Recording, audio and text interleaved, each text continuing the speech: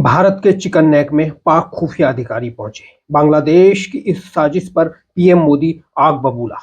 पाकिस्तान के खुफिया अधिकारियों का चिकन नेक के पास खुफिया दौरा।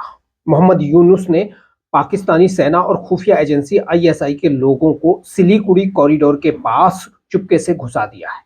पीएम मोदी का गुस्सा 7वें आसमान पर। अब बांग्लादेश के मोहम्मद यूनुस से होगी आर पार की कहानी। चिकन नेक पर भारत ने लगा दी अपनी खुफिया नजरें। चीन, पाकिस्तान और बांग्लादेश की इस साजिश पर अवाक खुफिया तंत्र को सक्रिय कर दिया है भारत ने। ड्रोन के साथ चप्पे चप्पे पर नजर रखी जा रही है। अब क्या होगा बांग्लादेश का? 3 ओर से भारत से गिरे बांग्लादेश के क्या बुरे दिन आ गए हैं वाकई? भारत इस खतरे से कैसे निपटेगा? पहले देखते हैं चिकन नेक पर जाने वाला पाकिस्तान का प्रतिनिधि मंडल जो है उसमें कौन कौन लोग वहां शामिल हुए। ढाका से पाकिस्तानी सेना अधिकारियों को बांग्लादेशी सेना के हेलीकॉप्टर से रंगपुरा ले जाया गया। उसके बाद वे संवेदनशील चटगांव हिल टेक्स्ट यानी सीएचटी के लिए रवाना हुए। बांग्लादेश का दौरा करने वाले पाकिस्तानी प्रतिनिधि मंडल में आईएसआई प्रमुख लेफ्टिनेंट जनरल मोहम्मद असीम मलिक, मेजर जनरल शाहिद आमिर अफसर, मेजर जनरल आलम आमिर अवान और मोहम्मद उस्मान जतीफ शामिल हैं। मतलब इस प्रतिनिधि मंडल में आईएसआई का शीर्ष नेतृत्व शामिल है। आईएसआई का शीर्ष नेतृत्व कौन होता है? जो आर्मी के मुख्य कमांडर होते हैं, वही आईएसआई को हैंडल करते हैं। इससे पता चलता है कि बांग्लादेश और पाकिस्तान किस तरह से इस साजिश में शामिल हो गए हैं। मतलब पाकिस्तान के सबसे बड़े खुफिया अधिकारी चिकन नेक पहुंचे। लेकिन कहा यह जा रहा है कि यह दौरा बांग्लादेश के बुलावे पर हुआ है, जिसमें बांग्लादेश की सेना के खुफिया अधिकारी उनके साथ रहे पूरे समय। पाकिस्तानी सेना और खुफिया एजेंसी इंटर सर्विसेज इंटेलिजेंस यानी आईएसआई के वरिष्ठ अधिकारियों की 4 दिवसीय टीम ने 21 जनवरी को बांग्लादेश के रंगपुर जिले के गुप्त दौरे पर रवाना हुई थी। ये टीम बांग्लादेश के शीर्ष सुरक्षा अधिकारियों ने खुलासा किया है कि पिछले सप्ताह की शुरुआत में इस्लामाबाद दौरे के दौरान सशस्त्र बल प्रभाग में प्रधान कर्मचारी अधिकारी लेफ्टिनेंट जनरल एसएम कमर उल हसन द्वारा पाकिस्तानी सेना और आईएसआई को दिए गए निमंत्रण के बाद पाकिस्तानी अधिकारी बांग्लादेश दौरे पर गए थे। लेकिन इससे भी बड़ा सवाल यह है कि क्या चीन भी इसमें शामिल था? चीन और पाकिस्तान के खुफिया अधिकारी आपस में एक दूसरे को खुफिया सूचनाएं देते हैं भारत को लेकर। आपको याद होगा कि करगिल की पूरी साजिश कैसे चीन के अधिकारियों के साथ मिलकर रची गई थी, जिसका टेप उस वक्त भारत के अधिकारियों ने दिखाया था मीडिया को। तो ऐसे में सवाल यह उठता है कि क्या चीन भी इसमें कुछ खेल कर रहा है? दरअसल चीन से भी दोस्ती कर रहा है बांग्लादेश। पाकिस्तान और बांग्लादेश के बढ़ते सैन्य संबंधों के बीच बांग्लादेश के विदेश मामलों के सलाहकार तौहीद हुसैन चीन पहुंचे हैं और विदेश मंत्री वांग यी से मुलाकात की है। इस दौरान दोनों देशों ने आपसी संबंधों को मजबूत करने, द्विपक्षीय व्यापार को बढ़ाने और बीआरआई के काम में तेजी लाने पर सहमति बनी है। सूत्रों ने कहा है कि हुसैन की यात्रा का उद्देश्य 2025 की गर्मियों में यूनुस की चीन की संभावित यात्रा के लिए आधार तैयार करना था। उधर ये यात्राएं, इधर पाकिस्तान के खुफिया अधिकारियों की ये यात्राएं, इससे लग रहा है कि बांग्लादेश कहीं ना कहीं कोई खेल तो कर रहा है। भारत किस तरह से इन पर नजर रख रहा है? ऐसा नहीं है कि भारत के अधिकारियों की नजर नहीं है वहां पे, या भारत के अधिकारी या खुफिया अधिकारी चुप बैठे हैं। तो सब कुछ नजर है, लेकिन ये कैसे खेल हो रहा है, ये खेल बहुत खतरनाक हो सकता है बांग्लादेश के लिए आने वाले वक्त। तो चलिए पहले देखते हैं कि चिकन नेक क्या है और क्यों भारत के लिए ये इतना महत्वपूर्ण है। सिलीगुड़ी कॉरिडोर भारत के पश्चिम बंगाल में स्थित एक संकरी भूमि पट्टी है।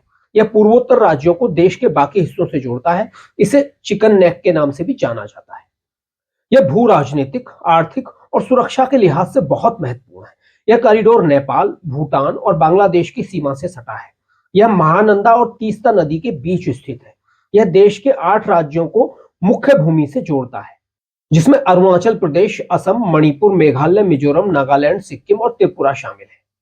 भारत में बैठे कुछ लोग भी चीन, बांग्लादेश और पाकिस्तान की गिद्ध दृष्टि में शामिल होने के सबूत दे चुके हैं। भारत के कट्टरपंथी कई बार सिलीगुड़ी कॉरिडोर को लेकर धमकी दे चुके हैं, जिनमें शर्जील इमाम प्रमुख है। तो वहीं बांग्लादेश के वो कट्टरपंथी छात्र नेता भी भारत के नॉर्थ ईस्ट का नक्शा बदलने की बात कर चुके हैं। भारत के चिकन नेक यानी सिलीगुड़ी कॉरिडोर सुरक्षा की दृष्टि से बहुत महत्वपूर्ण है। चिकन नेक पर कब्जे के लिए हमेशा चीन, पाकिस्तान और बांग्लादेश घात लगाए बैठे रहते हैं, क्योंकि चिकन नेक एक छोटा सा कॉरिडोर है जिसके जरिए भारत के नॉर्थ ईस्ट के 7 राज्य भारत से जुड़े हुए। भारत में बैठे कट्टरपंथी और भारत को तोड़ने की साजिश रचने वाले हमेशा यह ख्वाब देखते हैं कि किसी तरह से चिकन नेक यानी सिलीगुड़ी कॉरिडोर पर कब्जा करके भारत के नॉर्थ ईस्ट को भारत से काट दो। आप सबको याद होगा कि दिल्ली हिंसा फैलाने के लिए जिम्मेदार जो शख्स जेल में है, जिसे हम शर्जील इमाम के नाम से जानते हैं, वो भी भारत में भारत के नॉर्थ ईस्ट को काटने की बात कर रहा था। उस वक्त एक वीडियो वायरल हुआ था, आप सबने देखा होगा। अभी कुछ दिन पहले बांग्लादेश के ही ऐसे एक कट्टरपंथी छात्र नेता जो मोहम्मद यूनुस का सलाहकार है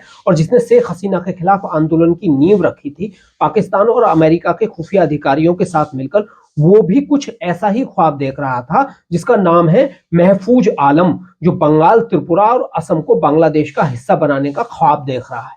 इस छोटे से कॉरिडोर पर कब्जा, मतलब भारत के 7 राज्य भारत से अलग। अब बांग्लादेश ने इसी कॉरिडोर के पास पाकिस्तान के खुफिया अधिकारियों का खुफिया दौरा कराया है बांग्लादेश की ओर से। अब कहा यह भी जा रहा है कि ये जो बांग्लादेश में पाकिस्तान के खुफिया अधिकारी वहां गए हैं, इनका मकसद है कि बांग्लादेश की सेना को ट्रेनिंग देना।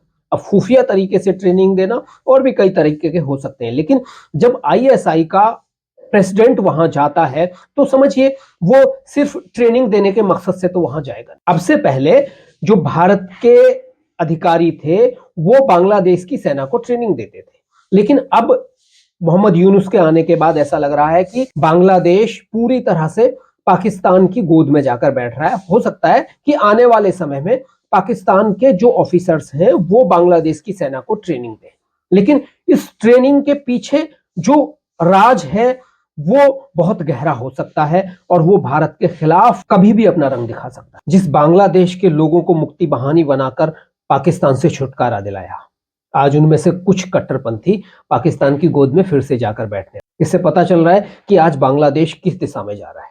शेख हसीना के सत्ता से बाहर होने के बाद बांग्लादेश में किस तरह की साजिश हो रही है वो अब सबके सामने धीरे धीरे आने लगा है। अब बांग्लादेश ने क्लियरली एक मैसेज दे दिया है भारत को कि अब भारत के साथ उस तरह के संबंध नहीं रहेंगे। तो भारत पे भी कोई बहुत ज्यादा फर्क नहीं पड़ रहा है। देखिए, हाँ, भारत की सुरक्षा की दृष्टि से ये चीजें बहुत महत्वपूर्ण है और जहां भारत की सुरक्षा को अगर कुछ भी खतरा होता है तो भारत वहां रिएक्ट करेगा और भारत बहुत खतरनाक तरीके से रिएक्ट करेगा। अगर बांग्लादेश की धरती से भारत के खिलाफ साजिश रची जाती है तो भारत बहुत मजबूती से रिएक्ट, और भारत उसको वो सबक सिखाएगा जो शायद ही बांग्लादेश को कभी मिला हो। बांग्लादेश के ये जो तमाम कट्टरपंथी हैं जो ख्वाब देख रहे हैं कि भारत के इन राज्यों को, जो उन्होंने नक्शा जारी किया था, हालांकि फेसबुक पोस्ट फिर वो डिलीट कर दिया था आफ्ताब आलम ने, लेकिन जो ये ख्वाब देख रहे हैं, ये ख्वाब जहां इन्होंने पूरे करने की कोशिश करेंगे, इनकी तैयारी है। इसीलिए भारत में घुसपैठ करा रहे हैं, क्योंकि इनका मकसद है कि पाकिस्तान से लेकर और बांग्लादेश तक एक कॉरिडोर बनाया जाए जिसे मुगलिस्तान कहते हैं। तो मुगलिस्तान का नक्शा अगर आप देखेंगे तो देखिए, हम दिखा रहे हैं मुगलिस्तान का नक्शा। तो ये मुगलिस्तान है, तो ये बांग्लादेश की यूनिवर्सिटी के एक प्रोफेसर ने ये तैयार किया है और इस तरह से यहाँ एक मुस्लिम आबादी को बसाकर एक कॉरिडोर बनाया जाए बांग्लादेश से पाकिस्तान के लिए। इसे मुगलिस्तान नाम दिया है इन लोगों ने। और ये साजिश अब की नहीं है, ये बहुत पुरानी साजिश है। तो अब ये पुरानी साजिश कहीं ना कहीं ये इसको अमली जामा पहनाने की कोशिश करेंगे, जमीन पर उतारने की कोशिश करेंगे। भारत के जो सीमावर्ती क्षेत्र हैं, देखिए जिस तरह से कूच बिहार जो पड़ता है पश्चिमी बंगाल में, उसमें घुसपैठ लगातार कराई जा रही है और वहां की जो मुख्य आबादी है, जो वहां के स्थायी निवासी, जिन्हें राजवंशी कहा जाता है, उन राजवंशियों को धीरे धीरे वहां से हटाने की कोशिश हो रही है और वहां बांग्लादेशी बसाए जा रहे हैं, वो बांग्लादेशी डेमोग्राफी चेंज कर रहे हैं। तो ये पूरी एक साजिश है। इस साजिश को समझना होगा भारत सरकार को भी, भारत की खुफिया एजेंसियों को भी, भारत की सेना को भी, बीएसएफ को भी, सभी लोगों को समझना होगा। और आने वाले समय में यहीं से ही जो अंदर बैठे हुए लोग हैं ये भी भारत के खिलाफ खड़े होंगे। कुछ आप सबने देखा कि किस तरह से शर्जील इमाम जो था, जो आज जेल में बंद है और जिसके लिए भारत के कुछ कट्टरपंथी लोग मरे जा रहे हैं कि भाई उसको अभी तक जमानत क्यों नहीं दी। वो शर्जील इमाम का वीडियो आपने देखा, वो वीडियो में कह रहा था कि हम किसी भी तरह से भारत के नॉर्थ ईस्ट को काट देंगे, क्योंकि हमारी वहां ज्यादा पॉपुलेशन है और हमारी वहां ज्यादा पॉपुलेशन है तो हम वहां कब्जा कर सकते। तो जो इनकी साजिश है, भारत में बैठे हुए कट्टरपंथी भी इसी साजिश में शामिल हो रहे हैं, बांग्लादेश और पाकिस्तान की साजिश में, और चीन इनका साथ देता है हथियारों के जरिए। तो हमें ये समझना होगा। और ये बहुत सारे जो लोग हैं तथाकथित यहाँ बैठे हुए, वो शांत रहते हैं, लेकिन जब ये मौका मिलेगा तो ये एक्टिव हो जाएंगे और ये खड़े हो जाएंगे। तो हमें भारत को और भारत के लोगों को ये समझना होगा कि कभी भी ये हो सकता है। आप सबने देखा कि किस तरह से बांग्लादेश में जब वहां अल्पसंख्यकों पर अत्याचार हो रहे तो भारत के कुछ लोग जो थे वो उन कट्टरपंथियों को समर्थन कर रहे, शेख हसीना को गालियां दे रहे थे भारत के कुछ कट्टरपंथी, और उन कट्टरपंथियों का समर्थन कर रहे जो वहां अत्याचार कर रहे थे। वो अत्याचार का विरोध नहीं किया। हाँ, कुछ लोग विरोध कर रहे हैं, ये सच्चाई है, और विरोध किया उन्होंने, लेकिन यहां जो अंदर बैठे हुए थे उनमें बहुत सारे, आप सोशल मीडिया पोस्ट में देखे होंगे उस वक्त कि भारत में बहुत सारे लोग उसका समर्थन कर रहे हैं। तो भारत को समझना होगा और भारत को देखना होगा कि किस तरह से ये साजिशें रची जा रही हैं। दोस्तों, आज के लिए इतना ही। नमस्कार, जय हिंद।